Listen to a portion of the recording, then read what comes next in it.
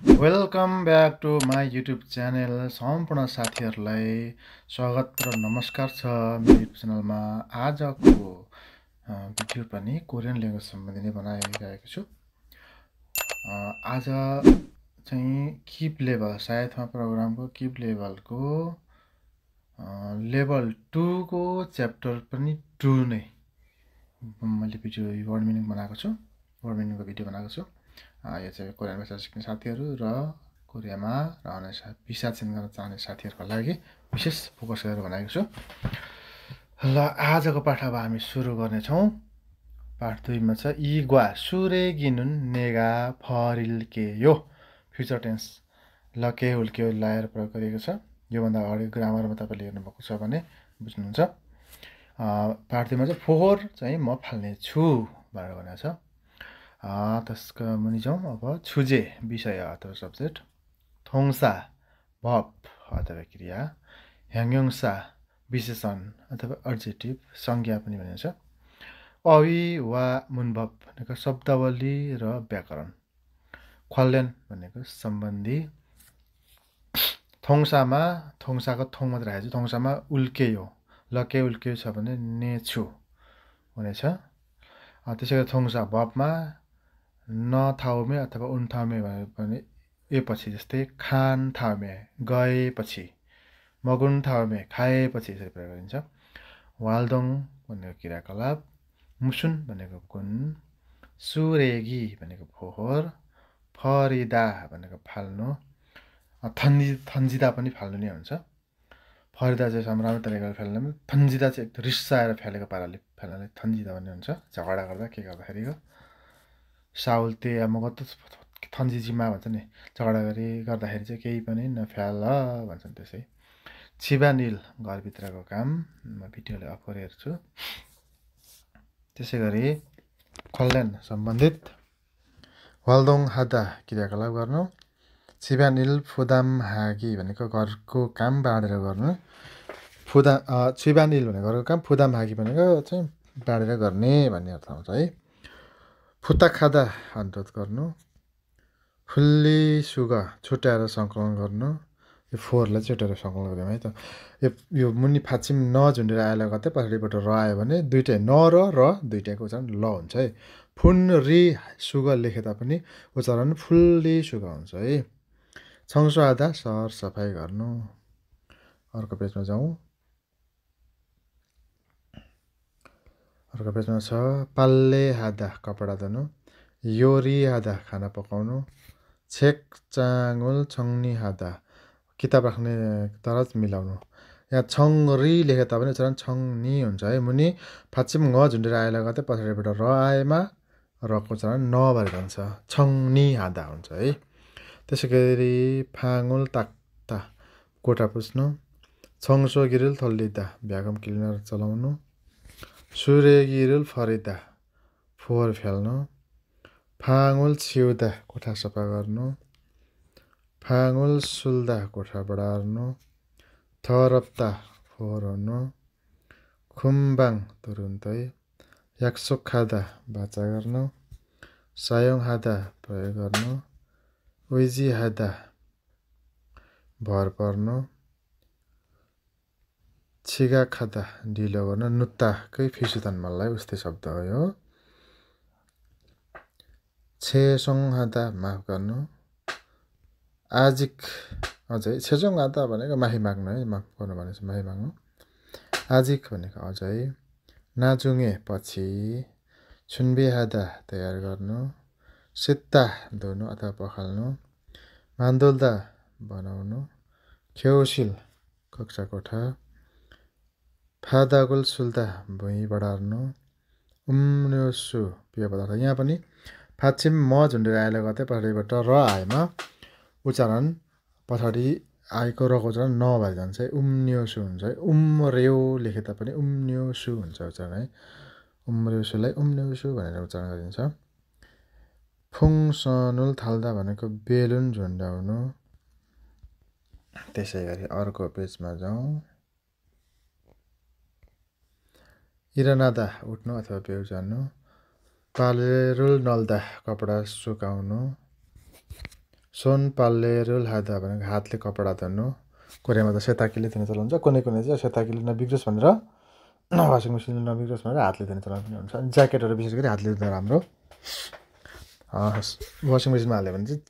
चाहिँ कपडा यो ज्याकेटहरू चेपेर च्यातिने चेनहरू यो जिपरहरू बिग्रिने डर हुन्छ धेरै त्यस्तो हुन्छ मैले पनि धेरैवटा त्यसरी बिगारेर फालेको छु त्यसै गरी छ पाल्लेरुल खेदा कपडा पट्याउनु सुकाएपछि पठाइन्छ त्यही कपडाहरू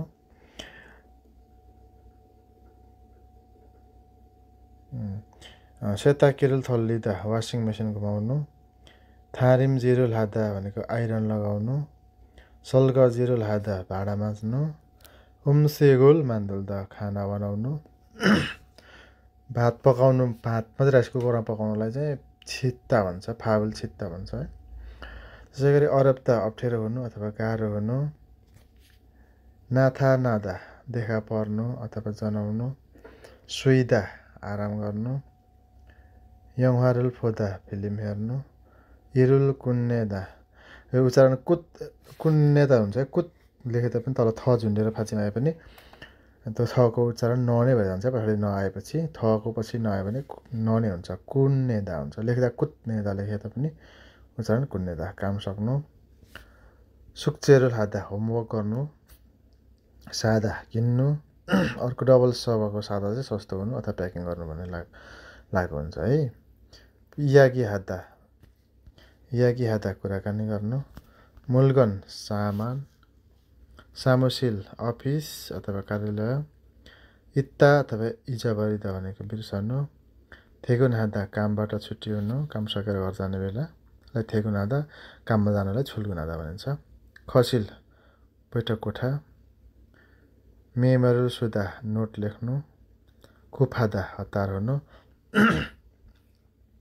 त्यसै गरी अर्को पेजमा जाउँ सेङ्गिदा उत्पन्न हुनु अथवा देखा पर्नु नाथा नादा पनि हुन्छ देखा पर्नु चाहिँ है अब यो सेङ्गिदा चाहिँ उत्पन्न अथवा देखा पर्नु इल्बान सुरेकी भनेको साधारण फोहोर यो फोहोर चाहिँ धेरै खालको हुन्छ छुट्याएर फाल्नुपर्ने हुन्छ इल्बान सुरेकी साधारण फोहोर एउटा भयो होइन छङ्याङ्जी पङ्क्तुमा फाल्ने अनि उम्सिक मूल सुरेकी भनेको चाहिँ खानाकोबाट निस्केको परेका तर खानाबाट निस्केको भनेर फेरि हड्डीहरू खानाबाट निस्किन्छ तर त्यो होइन है हड्डी होइन यो जुन सुँगुर र गाई गोरुले खाना सक्ने खालको खानेकुरा जस्तो फलफुलहरू पनि पर्छ भातहरू सब्जीहरू पर्छ उम्सिकमा सुरेको तिनीहरूलाई अलग्गै पहिलो प्लास्टिक हुन्छ पहिलो प्लास्टिकमा हालेर फाल्नुपर्ने हुन्छ अथवा डब्बाको ठाउँ राख्दै हुन्छ डब्बामा हाल्नुपर्ने हुन्छ त्यो मिसाउनु हुँदैन अनि त्यसपछि बोतलको प्रकारहरू अलग्गै क्यान बियरहरूको रक्सीको बोतलको अलग्गै त्यो फाल्नुपर्ने हुन्छ अनि त्यसै गरी त्यो लत्ता कपडा फाल्टै अनि ठुल्ठुलो सामान फर्निचर सामानहरू सञ्चार यो इलेक्ट्रिक सामानहरू अलग्गै फाल्नुपर्छ त्यो छुट्याएर फाल्नुपर्ने हुन्छ एक ठाउँमा मिसाएर फाल्नु हुँदैन त्यसरी चाहिँ एकै ठाउँमा मिसाएर फाल्यो भने 5 मानदण्ड जरिमाना तिर्नुपर्छ अनि त्यो खानेकुरा पनि त्यो इल्बान सुरेकी सामानमै फोहोरमै फाल्यो भने 20 मानदण्ड अनि खानेकुराहरू चाहिँ उम्सिकमा सुरेकी खानेकुराको सुरेकी फोहोर चाहिँ भुइँमा लत्तापत्ता हुने गरी फालियो भने 70 मान 7 लाख वनसम्म जरिमाना तिर्नुपर्ने हुन्छ त्यही भएर चाहिँ एकदमै केयर गर्नुपर्छ नत्र भने जरिमाना तिर्नु पर्यो भन्ने समस्या हुन्छ कहाँ कसले फालेको सबै क्यामेरा बाटो गइरहेको हुन्छ सबै थाहा हुन्छ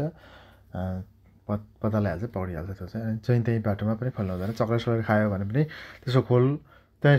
सुरेकी थोङ जुन फोहोर फाल्नेबाट थियो भने त्यहाँ फाल्ने हो तपाईँ गोजीमा राखेर लाने रुममा फाल्ने रुममा आफूले फाल्दै गरेको फोहोरको डब्बामा फाल्नुपर्छ है त त्यसै गरी छ्यारेङ्जे फोङथु भनेको फोहोर हालेर फाल्ने छुङऱ्याङ्जे फोङथु है हालेर फाल्ने झोला छाराङ्जे भनेपछि छुङन्याङ्जे भन्छ छुङऱ्याङ्जे लेख्दा पनि उच्चारण छुङन्याङ मुनि फाँचीमा ङ झुनेर आएर त पछाडिबाट र आयो भने रको उच्चारण न भएर जान्छ छुङन्याङ्जे फोङथु फोहोर हालेर फाल्ने झोला त्यसलाई चाहिँ सुपर मार्केटमा पनि पाउँछ फ्यानिजामा पनि पाउँछ जहीँ पाउँछ त्यो थोङ सामुसुतिर अफिसतिर पनि पाउँछ जहीँ पनि पाउँछ किन्नलाई साइज 1 लिटर 2 लिटर 5 20 50 लिटर यसरी हुन्छ काङथोङ क्यान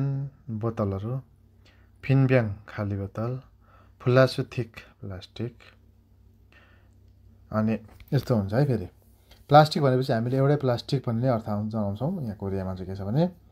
फिनिल भन्यो भने पातलो झोला फिनिल पङ्क्तु पातलो झोला जुन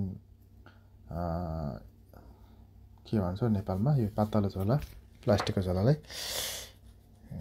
कस्तो भन्नु बिर्सेँ त्यो चाहिँ पातलो झोला चाहिँ फिनिल पातलो प्लास्टिक चाहिँ सबैले फिनिल भन्छ तर प्लास्टिक भन्यो भने चाहिँ प्लास्टिक ब्याङ जस्तै पानीको बोतल यिनीहरूलाई चाहिँ प्लास्टिक ब्याङ भनिन्छ है त प्लास्टिक भने त्यसरी हुन्छ फिनिल चाहिँ पातलो अलि मोटो प्लास्टिकलाई चाहिँ प्लास्टिक भन्छ पातलो झोलाहरूलाई चाहिँ फिनिल भनिन्छ त्यसरी छुट्याउनुपर्छ है त